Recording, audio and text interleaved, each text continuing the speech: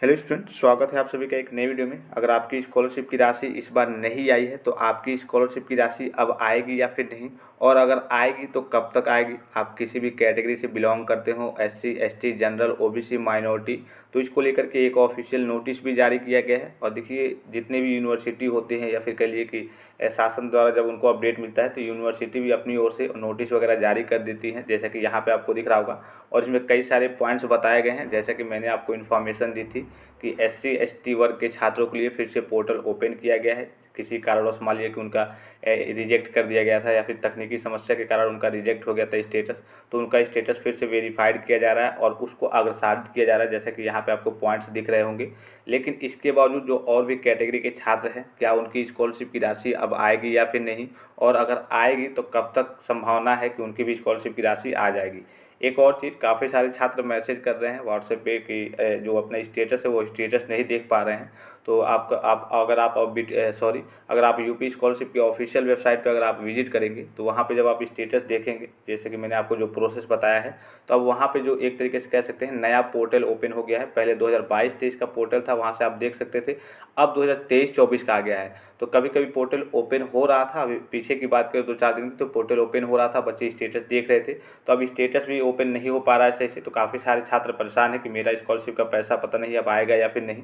सबसे पहले यहाँ पर देखिए, जो AKTU द्वारा ऑफिशियल नोटिस जारी किया गया है और इसमें यही चीज़ें बताई गई हैं। पहला पॉइंट देखिए, छात्रवृत्ति हेतु योजना अंतर्गत अग्रसारित किए गए आवेदन की सूची में अंक छात्र छात्राएं संस्था में अंकित छात्र छात्राएं संस्था में अध्ययनरत है। यानी कि ऐसा होता है, कभी आपने देखा होगा कि कॉलेज वाले करते हैं एक तरीके से गलत डाटा भर के अपनी स्कॉलरशिप हड़पने के चक्कर में गलत डाटा भर के अग्रसारित कर देते हैं। तो वही कहा गया है कि हाँ, वो छात्र छात्रा जो भी है वो संस्था में अध्ययनरत यानी कि संस्था में पढ़ता है। दूसरा दिया गया है, छात्रवृत्ति योजना अंतर्गत छात्र छात्राओं द्वारा ऑनलाइन भरे गए आवेदन का विधिवत परीक्षण मिलान कर लिया गया है। भरी गई सभी प्रविष्टि सही एवं त्रुटि रहित है, यानी कि जितने भी डाटा इनके हैं, जो भी छात्र छात्रा है उसके सभी डाटा सही है। और जाहिर सी बात है, सही है तभी आपका जो फॉर्म है वो फॉरवर्ड होगा और उसका आपका स्कॉलरशिप का पैसा आएगा। तीसरा पॉइंट दिया गया है, छात्रवृत्ति योजना अंतर्गत जारी गाइडलाइन के अनुसार केवल पात्र छात्र छात्राओं का ही आवेदन अग्रसारित किया गया है। और अग्रसारित करने का मतलब क्या है, जैसे कि आपका परसेंटेज क्राइटेरिया है, फिर अटेंडेंस परसेंटेज क्राइटेरिया है, उसके अंडर आप आते हैं, मतलब सभी चीज़ें आपकी सही है तभी आपका डाटा आगे की ओर अग्रसारित किया गया है। और यही सारी चीज़ें। और चौथा पॉइंट देखिए, छात्रवृत्ति योजना अंतर्गत केवल उन्हीं छात्रों का आवेदन अग्रसारित किया गया है जिन्हें राज्य सरकार द्वारा संचालित छात्रवृत्ति योजना अथवा अन्य किसी छात्रवृत्ति योजना में आवेदन नहीं किया है। अगर आप 2-3 इसका, जैसे कि यूपी स्कॉलरशिप हो गया, NSP स्कॉलरशिप हो गया, तो अगर आपने दोनों स्कॉलरशिप अप्लाई कर दिया है तो आपका दोनों रिजेक्ट हो जाता है। तो यही कहा जा रहा है कि आप केवल यूपी स्कॉलरशिप के लिए अप्लाई किए हैं और किसी छात्रवृत्ति के लिए अप्लाई ना किए हैं जो कि सरकारी स्कॉलरशिप होती है, जैसे कि NSP वगैरह हो गया।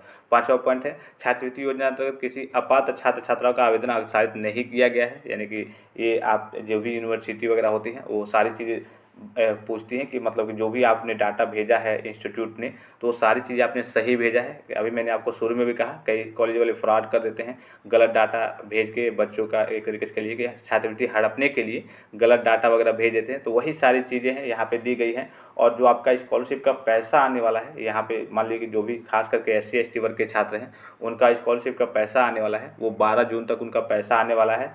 अब रह जाती है बात, जो और छात्र हैं जिनका पैसा नहीं आ पाया है, तो वो भी ये सोच रहे होंगे कि पता नहीं मेरा पैसा आएगा या फिर नहीं। तो उनके लिए कोई ऑफिशियल नोटिस अभी तक जारी नहीं की गई है, लेकिन कुछ कुछ संभावनाएं हैं कि जो SC ST वर्ग का पैसा भेजा जाएगा, SC ST वर्ग के छात्रों का पैसा भेजा जाएगा, उन बीच हो सकता है इनका भी पैसा भेजा जा सकता है। लेकिन यहाँ पे ऑफिशियल तौर पे ये नहीं कहा जा सकता कि हाँ, जनरल, OBC और माइनॉरिटी कैटेगरी के छात्रों का भी पैसा उस दिन भेजा ही जाएगा। केवल SC ST वर्ग के छात्रों के लिए अपडेट है, उनके लिए गुड न्यूज़ है। और सारे छात्रों की जिनकी स्कॉलरशिप की राशि नहीं आई है उनके लिए अभी कोई ऑफिशियल नोटिस, कोई ऑफिशियल अपडेट नहीं है कि उनका पैसा अब आएगा या फिर नहीं आएगा।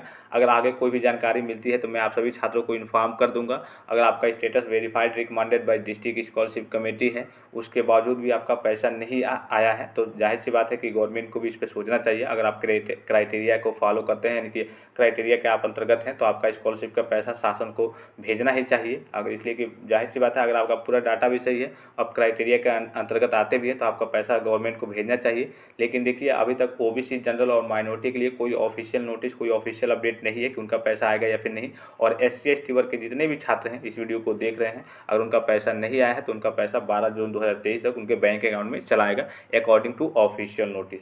तो आई होप कि वीडियो आपको इन्फॉर्मेटिव लगा होगा। और भी कोई डाउट्स हो तो आप कमेंट करके पूछ सकते हैं। और जो भी छात्र जिनका पैसा नहीं आया है 12 जून तक आप वेट करें, धैर्य बनाए रखें। आगे की जो भी नोटिस, जो भी अपडेट आती रहेंगी, मैं आप सभी छात्रों को इन्फॉर्म करते रहूँगा। तो फिलहाल इस वीडियो में इतना ही, इजाज़त दीजिए। धन्यवाद। Thanks for watching. मिलते हैं नेक्स्ट वीडियो में।